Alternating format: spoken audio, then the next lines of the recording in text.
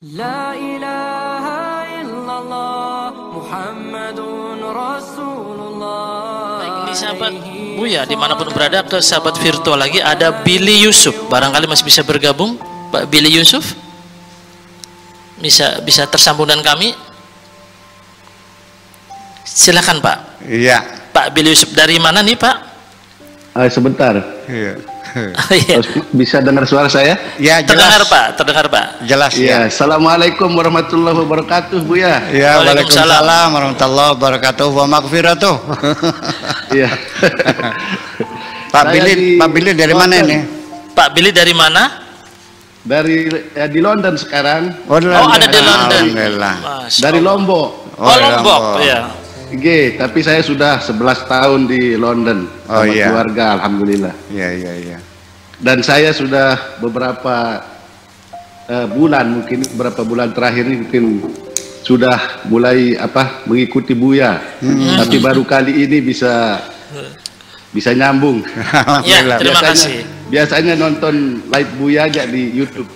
Iya. Alhamdulillah bisa kenal sama ketemu langsung sama Buya. Ya. Saya sebenarnya dalam hati kemarin sudah banyak yang ingin saya sampaikan, tapi ya untuk saat ini saya bersyukur saja. Alhamdulillah. Saya juga bahagia sekali ya. Alhamdulillah.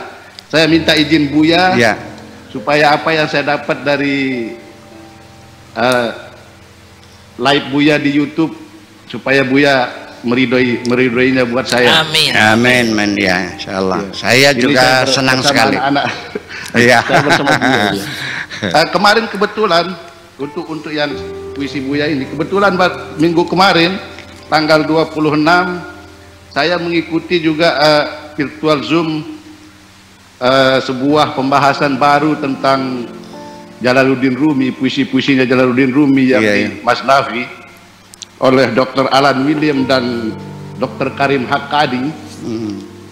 Beliau dokter dalam judul dia mengarang buku baru mengenai Masnavi dengan judul The New Read of Masnavi. Beliau mengapresiasi puisi-puisinya Jalaluddin Rumi dengan beberapa step, antara lain pertama dia bilang autorial, yaitu pengarang dari segi pengarang, kemudian kedua storytelling atau jalan cerita, ketiga analogi, keempat dialog of character, dialog, kelima moral reflection, yaitu pesan-pesan moral, keenam spiritual discourse, pesan spiritual, dan yang ketujuh hiatus, bahasa Inggrisnya hiatus. Saya tidak tahu ini yang ketujuh ini mungkin yang maksudnya yang puisi-puisi Buya yang meloncat-loncat itu saya kira. Iya, semuanya itu. Saya kira semua ini masuk dalam bagaimana juga kita bisa mencermati puisi-puisi Buya. Semua ini. Saya kira ini Pak Tato juga mengerti sekali ini. Yang ketujuh ini sekira. Ya, dia dosen bahasa Indonesia ini. Iya. Tapi dalam kesempatan ini saya ingin bertanya kepada Buya. Saya seringkali khusus untuk puisi yang ini, puisi Gelombang Cinta Buya hari ini, yaitu mengenai berpikirlah sebelum berbicara. Ya, ini yang dimaksud berpikir sebelum berbicara ini, apakah kita berpikir lama dulu sebelum kita berbicara atau ketika kita berbicara itu? Sebab saya kadang-kadang ketika mulai berbicara itu kadang-kadang sulit sekali pas berbicara seperti ini berpikir. Nah ini bagaimana kiat-kiatnya Buya ini? Saya kira ini dulu ya. Sekarang ini. Saya kira yang lain-lain besok, dan saya minta doa supaya Buya mendoakan saya supaya bisa ketemu Buya insyaallah suatu hari. Amin. Ditunggu. Ini dulu Buya. Assalamualaikum warahmatullahi wabarakatuh. Waalaikumsalam. Hormat saya Buya, salam hormat Buya. Di Londonnya di mana Pak? Di Willesden saya Buya. Ya, saya dulu di Wembley. Oh iya, saya dulu di Glassroad Stadium. Ya, saya dulu di Glassroad. grassroots. Iya, iya. Oh iya. Iya, sana. Jadi begini. Iya, Buya. Ya. Ya, itu saja Buya dulu ya. Terima kasih Buya. Jadi begini. Sebetulnya orang bertanyakan kok melompat-lompat. Sebetulnya mah dalam percakapan kita sehari-hari di rumah, di kantor, di pasar, di kantor, bahkan dalam rapat yang semi, pembicaraan kita, percakapan kita sendiri itu nggak mungkin 2 jam kita lurus terus. Iya. Sehari-hari kita bersama juga melompat-lompat kok. Pernah ada bicara sampai 2 jam, temanya langsung lurus gitu, lompat-lompat kok. Betul. Habis cerita pengalaman di London, terus cerita tentang pacaran, berubah lagi, kita juga melompat-lompat kok. Iya. Iya. Jadi artinya dalam artian lompatan-lompatan cerita itu tetap kita punya, karena ada sinopsisnya, ada plotnya, yaitu ada benang merahnya. Sebetulnya ada hubungan semacam itu. Nah, kemudian apa pelajari yang ditanyakan tadi tentang berpikir. apa? Iya, berpikir begini. Sebetulnya disitulah namanya kecerdasan itu sendiri akan menentukan bahwa berapa banyak berpikir dulu lalu berkata. Itu orang yang cerdas maya tanpa jeda waktu. Betul. Iya, apa yang dia katakan itu sudah dipikirkan dulu. Bahkan ketika orang sendiri dalam keadaan berpikir, sebetulnya dia berbicara. Karena berpikir sendiri juga menggunakan bahasa. Kalau Anda orang Indonesia, ketika Anda berpikir, mulut tertutup, Anda berpikir menggunakan bahasa mana? Bahasa Indonesia. Nah, ketika siapa namanya tadi Pak Billy. Pak Billy akan menguasai bahasa Inggris dan menjadi seorang ahli bahasa Inggris as native language. Itu bedanya apa? Ketika Pak Billy berpikirnya pakai bahasa Indonesia, lalu diucapkan dengan bahasa Inggris, itu ada masa translation, diterjemahkan dulu, ya kan? Betul. Nah, makanya seringkali berbicaranya tidak begitu lancar, karena dia menerjemahkan dulu dalam dirinya itu. Jadi baru kita katakan Pak Billy adalah as native language ketika Pak Billy berpikirnya sudah pakai bahasa Inggris. Betul. Itu baru namanya ahli bahasa Inggris. Ya kan semacam itu. Nah, jadi berapa lama kita berpikirnya? Ya tidak jeda waktu. Sehingga dia siap mempertanggungjawabkan apapun yang dia ucapkan. Ya kan begitu. Nah, makanya itu kenapa demikian? Karena kalau tidak pikirkan, kan namanya sering sekali kepleset omongan, kesleo, apalagi namanya tuh, Keceletot. Apa? Terkilir lidah.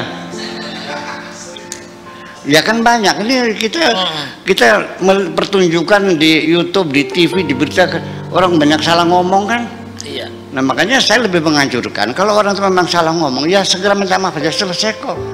Ya, jangan mempertahankan kesalahan omongan itu. Memang ya salah ngomong itu, keseletot namanya tuh. Keseletot. Enggak tuh bahasa Indonesianya apa keseletot tuh? Apa ya? Ya salah ucap lah. Salah gitu. ucap. Iya. Ya, jadi ya seperti itu. Jadi berpikir dulu baru diucapkan. Jangan sampai kita mengatakan sesuatu tanpa kita pikirkan. Nah, biasanya kita itu kapan kita berkata tanpa berpikir?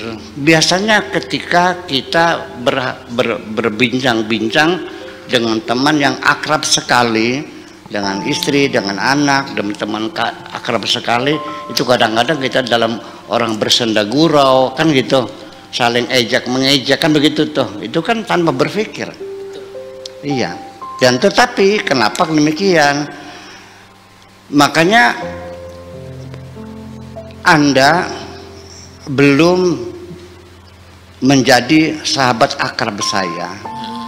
Kenapa? Karena ada kekhawatiran Anda akan marah atau tersinggung karena salah omong saya. Nah, ketika saya yakin terlalu akrab sekali, tidak mungkin Anda akan marah melihat omongan saya salah. Di situ ada secara psikologis komunikasi. Kalau orang itu sudah jadi akrab sekali, Kita kadang-kadang nggak mikirnya asal keluar aja karena pasti tidak akan tersinggung. Nah kalau kita sudah yakin orang itu tidak akan tersinggung, itulah namanya sahabat karib. Terima kasih. Oke, sahabat karib ini ya. Begitu Pak Billy, sahabat karib kita ceritanya. Sekarang Pak Billy sudah jadi sahabat karibnya Buya itu malam ini. Baik, ini ada dikonfirmasikan dengan Pak Profesor Han sebagai psikolog. Betul. Dikonfirmasikan ya, komentar Pak Han tentang jawaban saya semacam itu. Baik, kita coba kembali ke Pak Hans tadi. Iya. Berkaitan dengan berpikir tadi, Pak Hans masih bergabung bersama? Dukungan Pak Hans. Silakan, catatan kakinya nih Pak Hans, secara psikologis. Iya, memang setiap kali saya ngomong seperti ini sekalipun, mungkin nggak teramati bahwa di antara kata-kata itu selalu ada jedah. Nah, jedah-jedah itu yang dipakai untuk menata semestinya kata-kata yang saya ucapkan ini. Jadi ada proses berpikir di situ, ada proses memilih kata, menyensor kata. Nah, itu semua melibatkan proses berpikir. Jadi itu bagian dari kehati-hatian semestinya dalam berbicara. Dan kadang-kadang di kelas misal ada orang yang bertanya ke saya dan saya nggak bisa jawab, itu biasanya saya terdiam.